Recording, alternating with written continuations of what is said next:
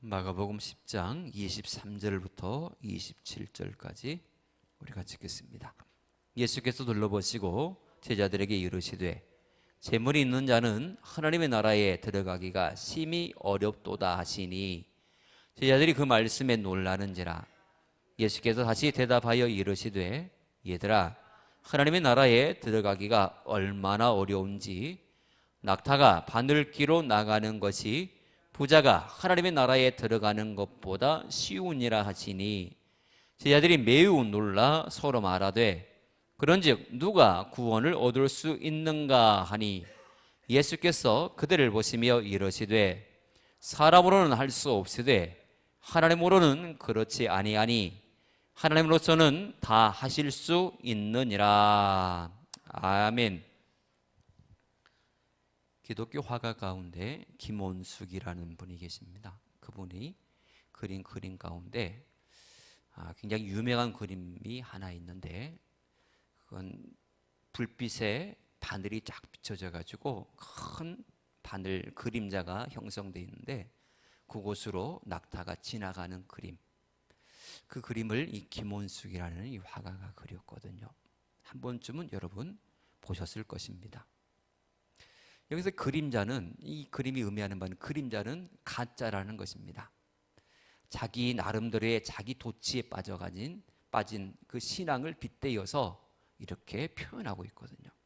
실제로는 바늘구멍 마냥 조그만한 그런 모습의 그런 신앙의 모습이면서 자기는 이렇게 큰 믿음의 사람이야, 나는 얼마든지 천국에 들어갈 수 있는 믿음의 사람의 모습이 있어, 그렇게 착각하는 그 신앙의 모습을 풍자하면서 그렇게 등불에 비춰진 바늘이 큰 그림자를 내고 그곳으로 낙타가 지나가는 그 그림을 그렸더랍니다.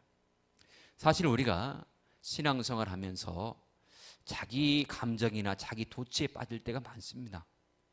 하나님께서 어떻게 보시고 하나님께서 어떻게 말씀하시고 평가하시느냐가 중요한 게 아니라 내가 내 신앙의 모습을 보면서 스스로 나는 이 정도면 되지 않느냐, 그래도 이 정도 내가 지금껏 수십 년 신앙생활 해왔고 그리고 난 교회에서 어느 정도 직분도 하며 또 선을 행하기도 하고 그렇게 어느 정도 나는 그래도 천국에 들어가지 않을까? 그래도 천국에 가면 나를 위해서 금은보화가 가득한 그 휘황찬란한 집이 내 집이 예비되어 있지는 않을까? 그런 생각을 하는 사람들이 많습니다. 근데 참다운 신앙의 평가는 내가 하는 게 아닙니다. 다른 사람이 해주는 것도 아닙니다. 누가 합니까? 하나님께서 하시지요. 그렇죠? 하나님께서 하십니다. 그래서 사람이 어떤 평가를 하느냐, 거기에 울고 웃고 하지 마세요. 사람들의 평가는 절대 평가가 아니기 때문에 그렇습니다. 그 평가가 진리도 아니기 때문에 그렇습니다. 그렇다고 해서 사람들이 인정받으려고 그렇게 몸부림치지도 마세요. 하나님께 인정받는 사람은 사람에게도 인정받게 되어 있거든요. 이게 자연스러운 하나님의 영적인 법칙입니다. 하나님께 인정받고 하나님의 것으로 채워나가시기를 축복합니다. 그럴 때에 따라오는 것이 영혼이 잘되며 범사가 잘되고 강건함의 축복입니다. 이게 성경의 원리입니다.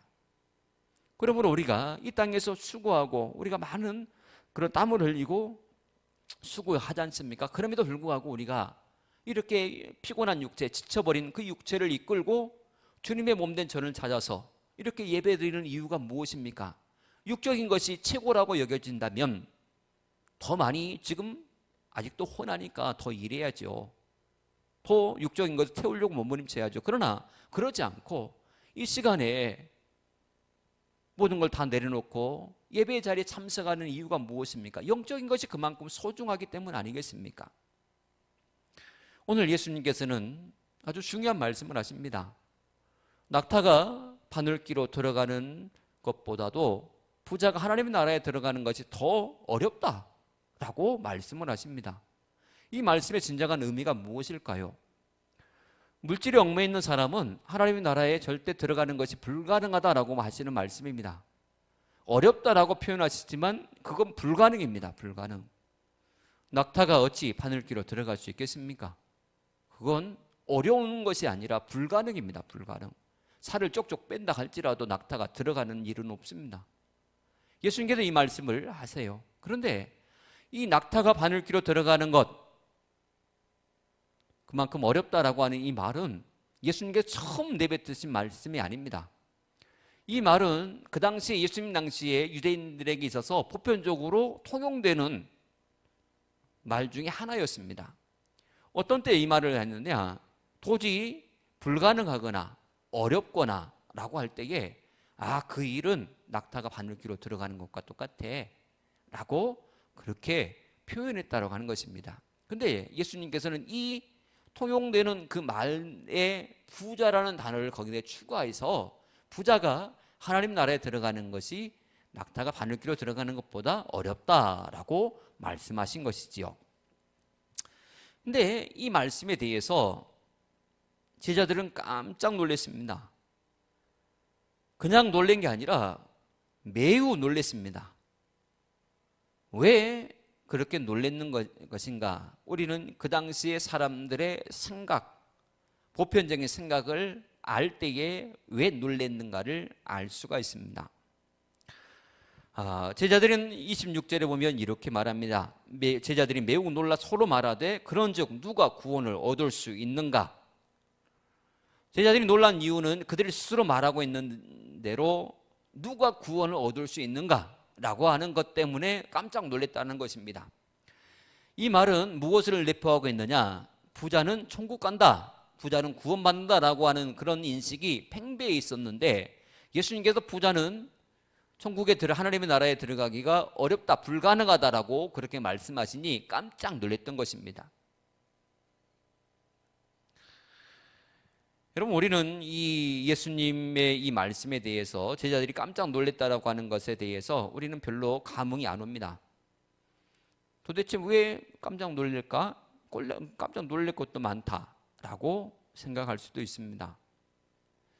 그러나 제자들의 입장에서는 이것은 청천벽력이었고, 그동안 가지고 왔던 모든, 그동안 알아왔던 모든 고정관념과 상식이 완전히 깨지는 그런 상황이거든요. 그래서 그들은 사뭇 놀라지 아니할 수가 없었습니다. 당시 유대인들은 이 부유함이 하나님의 축복의 표시라 이렇게 생각을 했거든요. 누군가가 부자라 할 때에 그 사람은 그의 선함이 하나님께 인정받고, 그렇기 때문에 하나님께서 그에게 복을 주셨다라고 그렇게 여겼습니다. 즉 부함은 하나님의 축복, 부함은 하나님께 인정받는 것, 부함은 하나님께 지극히 사랑받고 있다는 것, 그렇게 입고를 했어요. 반면에 질병, 고통, 어려움, 이것은 하나님 앞에 징계를 받는다, 이렇게 생각을 했어요. 그래서 병든 사람들은 자신을 드러내지를 못했습니다. 왜냐하면 나는 하나님께 징계받은 사람이요 라고 그렇게 드러내는 것을 어느 누가 그렇게 즐거워했겠습니까? 그래서 병들어도 감추고 살았습니다. 그런데 부자들은 떵떵거리고 살았지요. 예수님 당시에 성전에서 연보하는 부자의 모습을 보시면 금방 알 수 있습니다. 그냥 자랑스럽게 보란듯이 헌금을 하는 부자의 모습을 보세요.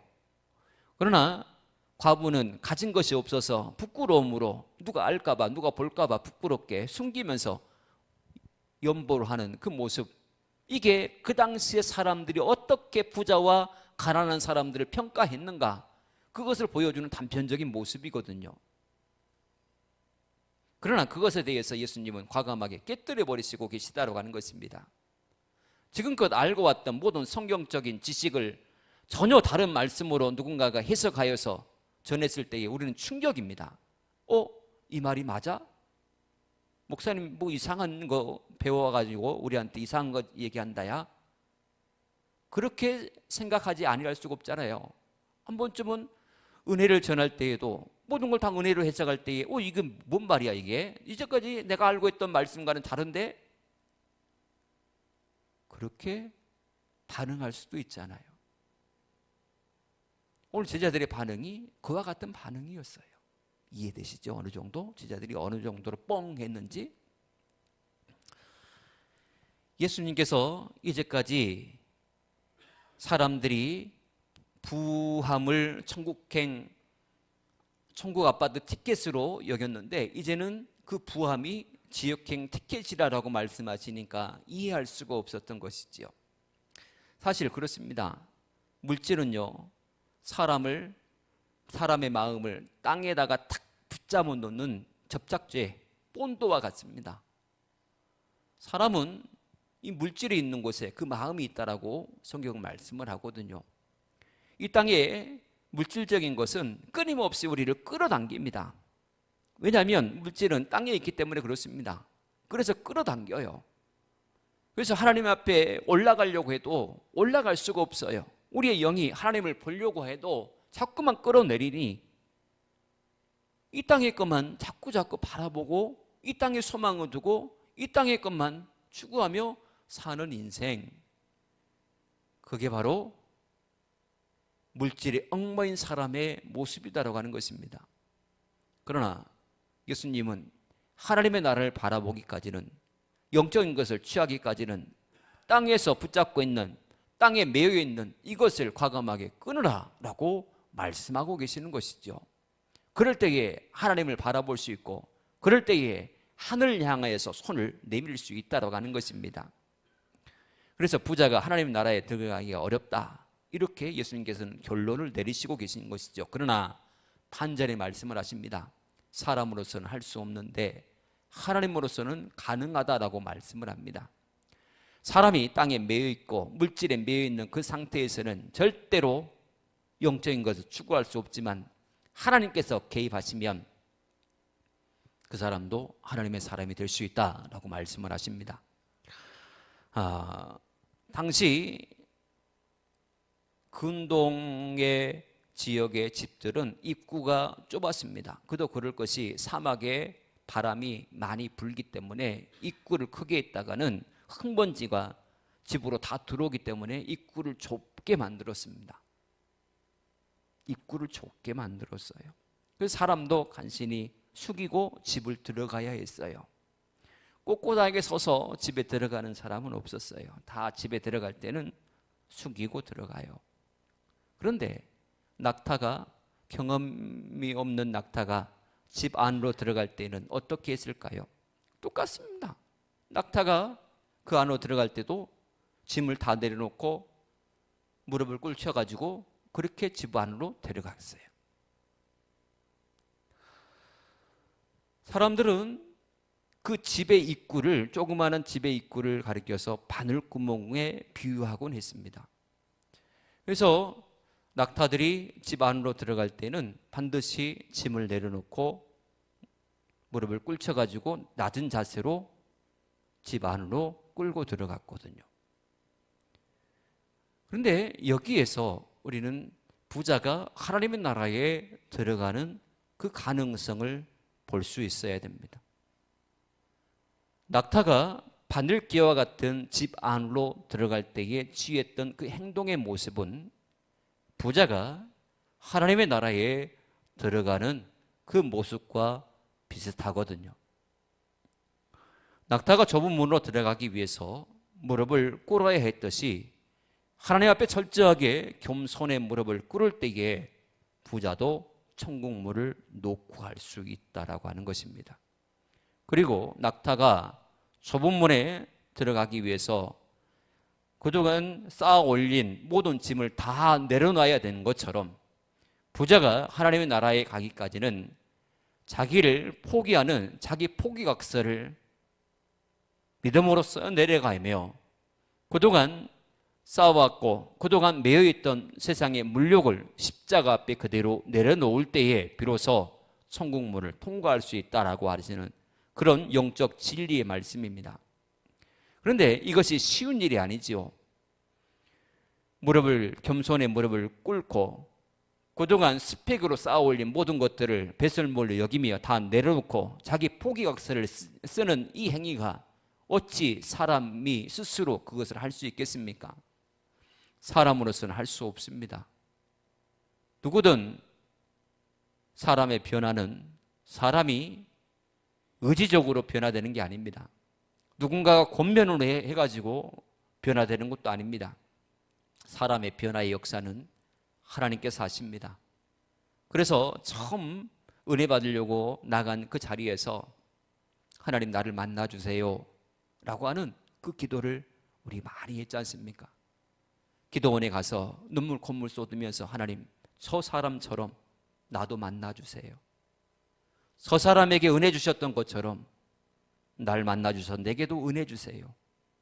저분에게 허락하셨던 성령의 은사를 내게도 허락해 주세요. 저 목회하기 전에 그렇게 목이 터져라고 하나님 앞에 기도원 다니면서 그렇게 외쳤던 그때가 떠올라요. 아무것도 모르는 그런 상태에서 하나님을 만나기까지 그렇게 몸부림쳤던 그 과거에 처음 예수를 만났던 그 시절 말입니다. 가만히 있어서는 옆 사람이 어떻게 은혜 받는가, 이 자리에 앉아 있다 보면 은혜 받겠지, 절대 그렇지 않더라고요. 은혜의 자리에 있다 보면 그 분위기에 취해서 다 은혜 받아야 가자. 아니요. 내가 입을 벌리지 않는 한 내 입에 아무것도 안 들어오더라고요. 내가 손바닥에서 피가 터져 나오도록 찬양하고 갈급하며 하나님을 구하지 않으면 아무것도 내게 오지 않더라고요. 부자가 하나님의 나라에 들어가기까지는 옆에 사람이 억지로 무릎을 꿇히거나 옆에 사람이 억지로 그 짐을 내려놓고, 아니요, 스스로 해야 돼요. 스스로. 그래야만이 부자가 하나님의 나라에 들어갈 수 있다고 하는 것입니다. 여기서 부자는 그냥 대표성을 띠는 것일 뿐, 부자로 표현된 이곳에는 자꾸자꾸 하나님 이외에, 영적인 것 이외에 다른 것에 얽매여 있는 그 모든 것들을 이 부자의 이 단어 속에 함축하고 있거든요. 하나님 이외에 다른 것에 붙들려 있다면 그 사람 또한 영적인 것에 그 기쁨을 맛볼 수 없다라고 하는 그런 말씀입니다. 부자에도 여러 종류의 부자가 있습니다. 풍성한 물질을 가졌음에도 불구하고 더 많이 가지려고 탐욕을 부리는 그런 부자, 그 부자는 절대로 천국에 들어갈 수 없을 거예요. 그러나 돈이 많음에도 불구하고 재산이 내 것이 아니라 하나님의 것으로 그렇게 여기고 주님께서 기뻐하시는 일, 주님께서 쓰라고 하시는 그 일에 아낌없이 헌신하는 부자는 진정으로 마음이 가난한 부자 아니겠습니까? 그래서 예수님께서 팔복 가운데 말씀하신 바대로 천국이 그 사람의 것이 되는 것입니다. 여러분, 물질적인 부자가 되시기를 축복합니다. 그보다도 더 마음의 부자가 되시기를 축복합니다. 또한 심령이 가난한 자가 되어서 물질을 하나님 앞에 온전히 기뻐하시는 곳에 아름답게 쓰시기를 축복합니다. 쓰면 그 쓴 것이 심는 것이 되고, 심는 것이 되어 반드시 하나님께서는 거두게 하시는 축복을, 기쁨을 여러분들에게 안겨주실 것입니다. 우리 안에 한번 살펴보십시오. 세상의 것들이 물욕으로 자리 잡아 그것을 여전히 이건 내 거 이렇게 주장하고 있는 내 자아가 있지는 않은지 말입니다. 쓸데없는 것이 있다면, 세상의 것들이 있다면 이제는 과감하게 버리십시오. 마음의 가난함을 통하여서 천국의 기쁨을 누리시기를 축복합니다. 우리 주님은 우리가 하나님을 위해서 헌신하는 그 모습을 보기를 원하십니다. 진정으로 하나님 안에서 욥처럼 이전보다 더 갑절의 축복의 주인공 되기를 하나님은 간절히 원하시고 계십니다. 하나님께서 기뻐하시는 일에 크게 쓰임받는 이 땅에서의 부자와 영적인 부자 여러분 모두가 되어지기를 축복합니다. 기도하겠습니다. 하나님 감사합니다. 우리를 이토록 사랑하여 주시고 우리에게 하나님의 영적인 것에 소망을 둘 수 있도록 말씀으로 인도하시니 감사합니다. 너무나 지쳐있는 몸이지만 또 바쁜 시기지만 하나님을 기억하고 영적인 것을 추구하며 하나님 앞에 엎드려 예배하는 우리 모두를 하나님께서 어여삐 여기시고 삶 가운데 풍성한 것으로 안겨주셔서 날마다 기쁨으로 하나님을 섬기는 우리의 삶이 될 수 있도록 축복하여 주시옵소서. 심었습니다. 하나님 영적인 것을 심었습니다. 여러 가지로 어렵지만 믿음으로 심었습니다. 하나님께서 반드시 싹이 나게 하시고 자라게 하시고 열매 맺게 하여 주셔서 추수의 기쁨을 우리에게 맛보게 하여 주시옵소서. 모든 성도님들의 삶 하나님께서 일일이 간섭하여 주시고 오른손을 붙잡아 주셔서 그 어떤 어려움 속에서도 그 어떤 유혹 속에서도 결코 넘어지지 않게 하시고 하나님께서 주시는 귀한 승리를 맛볼 수 있는 또 예수로 살아가는 모든 성도님을 되게 하여 주시옵소서. 예수님을 간절히 기도합니다. 아멘.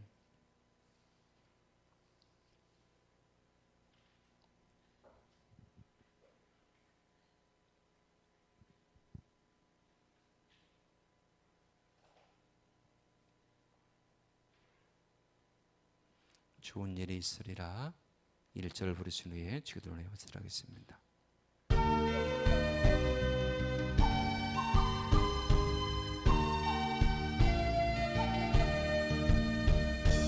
하나님을 아버지라 부르는 자니 좋은 일이 있으리라 많이 있으리라. 우리 서로 뜨겁게 사랑하며리 좋은 일이 있으리라 크게 있으리라. 아멘. 하늘의 소리 아버지, 아버지 이름 거룩하게 하시며 아버지의 나라가 오게 하시며 아버지의 뜻이 하늘에서와 같이 땅에서 이루어지게 하소서. 오늘 우리에게 1년 양식을 주시고 우리가 우리에게 잘못한 사람을 용서한 것 같이 우리 죄를 용서하여 주시고 우리의 심에 빠지지 않게 하시고 악에서 구하소서. 나라와 권능과 영광이 영원히 아버지의 것입니다. 아멘.